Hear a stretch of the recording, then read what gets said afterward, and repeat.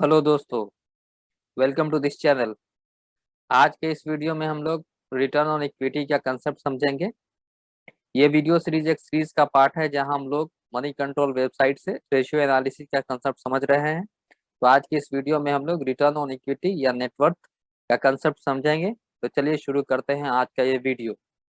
तो पिछले वीडियो में हम लोगों ने रिटर्न ऑन एसेट का कंसेप्ट समझा था। अगर आपने उस वीडियो को नहीं देखा है तो चैनल की प्लेलिस्ट में जाकर के उस वीडियो को देख सकते हैं।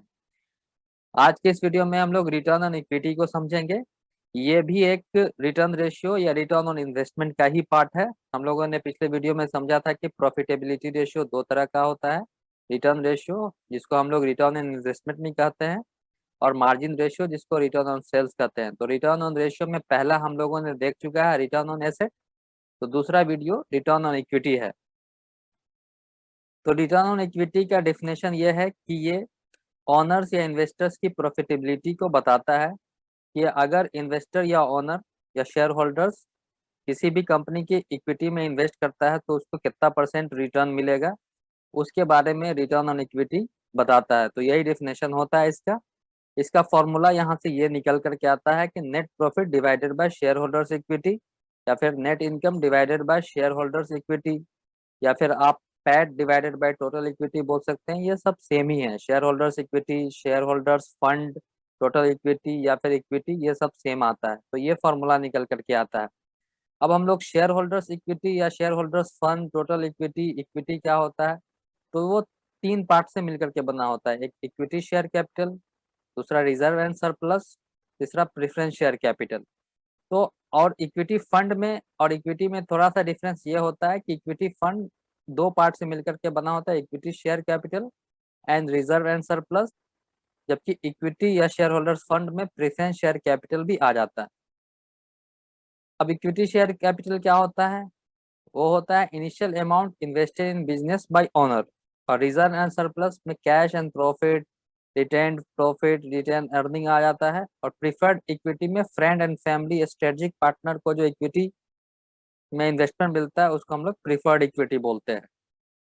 तो यहाँ से अगर हम लोग जनरल स्टेटमेंट की बात करते हैं पीएनएल स्टेटमेंट में, तो अगर हम लोग फॉर्मूला को समझते हैं तो हमारा formula net profit divided by shareholders equity है। तो शेयर होल्डर्स इक्विटी हम लोगों ने देख लिया कि equity share capital, reserve and surplus plus preference share capital होता है। लेकिन अब net profit divided by shareholders equity ही क्यों होता है, तो सबसे पहले अगर हम लोग नॉर्मल पीएनएल स्टेटमेंट को देखें तो प्रॉफिट का शेयरिंग सबसे पहले हम लोग बैंक को देते हैं इंटरेस्ट के फॉर्म में, जो हम लोगों ने लोन लिया होता है। दूसरा इनकम टैक्स देते हैं। उसके बाद जो प्रॉफिट बचता है तो हम लोग प्रेफरेंस शेयर होल्डर्स को देते हैं। और सबसे लास्ट में जो हमारा प्रॉफिट शेयर होता है वो इक्विटी शेयर होल्डर्स में होता है। तो अगर शेयर होल्डर्स फंड में प्रेफरेंस शेयर होल्डर्स होंगे तो हम लोग रिटर्न ऑन इक्विटी निकालने के लिए net profit minus preference dividend divided by share holders fund करेंगे। लेकिन यहाँ पे मोस्ट ऑफ द केसेस में आज के डेट में कंपनी में कोई प्रेफरेंस शेयर होल्डर्स नहीं होता है, इसलिए generally return on equity ratio calculate करने के लिए हम लोग नेट प्रॉफिट यहाँ से ले लेते हैं divided by shareholders equity या शेयर होल्डर्स फंड ले लेते हैं। तो यहाँ से हम लोग ने समझा कि फॉर्मूला कैसे इसका आया। अब यहाँ से हम लोग मनी कंट्रोल वेबसाइट पे जा करके देखेंगे कि रिटर्न ऑन इक्विटी कितना और कैसे निकाला गया है। तो ये मनी कंट्रोल की वेबसाइट है। यहाँ से मैं टीसीएस को सिलेक्ट करता हूँ, और टीसीएस सेलेक्ट करने के बाद हम लोग फाइनेंशियल पे आ जाएंगे, और यहाँ से हम लोग रेशियो पे जाएंगे और रिटर्न रेशियो पे क्लिक करेंगे यहाँ से। तो यहाँ से हमारा जो रिटर्न ऑन नेट वर्थ या रिटर्न ऑन इक्विटी वो 37.52 यहाँ पे कैलकुलेट किया गया है। तो अगर हम लोगों ने देखा कि रिटर्न ऑन इक्विटी का formula net profit divided by share holders fund होता है। तो नेट प्रॉफिट हमारा इनकम स्टेटमेंट से मिलेगा। तो यहाँ से हम लोग एनुअल सेलेक्ट कर लेंगे। तो ये नेट प्रॉफिट 32,562 है। और शेयर होल्डर्स फंड हमारा बैलेंस शीट से मिलेगा। तो ये हमारा जो शेयर होल्डर्स फंड यहाँ से share capital 370, reserve and surplus 86063 होगा। ये दोनों को हम लोग ऐड कर देंगे तो ये शेयर होल्डर्स फंड हो जाएगा। अगर हम चाहें तो मनी कंट्रोल वेबसाइट में जो नेट प्रॉफिट और शेयर होल्डर्स फंड है उसको हम लोग टीसीएस के जो एनुअल रिपोर्ट है उससे वेरीफाई कर सकते हैं। तो ये टीसीएस का एनुअल रिपोर्ट मैंने डाउनलोड किया है। आप यहाँ से consolidated statement of profit and loss पे क्लिक करके यहाँ से आप देख सकते हैं। तो ये प्रॉफिट फॉर द ईयर ये 32,562 है। यहाँ भी आप देख सकते हैं कि सबसे पहले फाइनेंस कॉस्ट जो है वो बैंक को दिया गया फर्स्ट प्रेफरेंस, उसके बाद सेकंड प्रेफरेंस जो दिया गया है वो टैक्स को गवर्नमेंट को चला गया है। उसके बाद थर्ड में यहाँ पे हम लोग प्रॉफिट फॉर द ईयर जिसको हम लोग नेट प्रॉफिट बोलते हैं या पैड भी बोल सकते हैं, ये यहाँ पे 32,562 आया है। अब अगर हम शेयर होल्डर्स फंड को देखें तो यहाँ से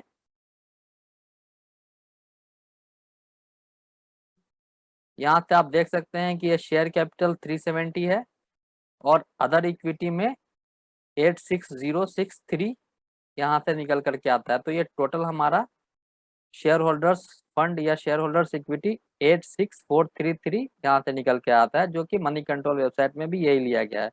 अगर आप चाहें तो इसके नोट्स को डिटेल में स्टडी करके आप और देख सकते हैं कि अदर इक्विटी में क्या क्या आता है। तो यहाँ से अगर आप नोट्स टू अकाउंट्स पढ़ते हैं तो यहाँ से कैपिटल रिजर्व ये अदर इक्विटी का नोट टू अकाउंट है। यहाँ से कैपिटल रिजर्व हुआ, फिर जनरल रिजर्व है, रिटेन्ड अर्निंग है और यहाँ से फिर स्टैच्यूरी रिजर्व है। तो टोटल यहाँ पर से 86063 निकल के आता है।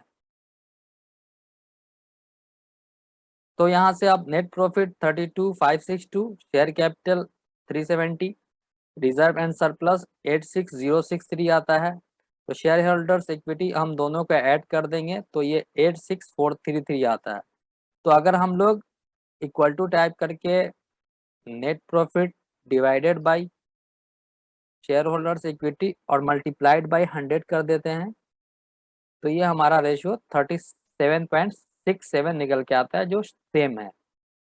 तो यहाँ से इंटरप्रिटेशन हम लोग इस रेशियो का ये कर सकते हैं कि अगर किसी इन्वेस्टर्स या शेयर होल्डर्स ने टीसीएस की इक्विटी में ₹100 इन्वेस्ट किया तो उसको 37.52 रिटर्न मिलेगा, या फिर हम इसको 37.52% रिटर्न ऑन इक्विटी मिलेगा, इसको अगर हम परसेंटेज में बोले तो। मुझे उम्मीद है कि ये वीडियो आपको बहुत पसंद आया होगा। Thank you so much for watching this video.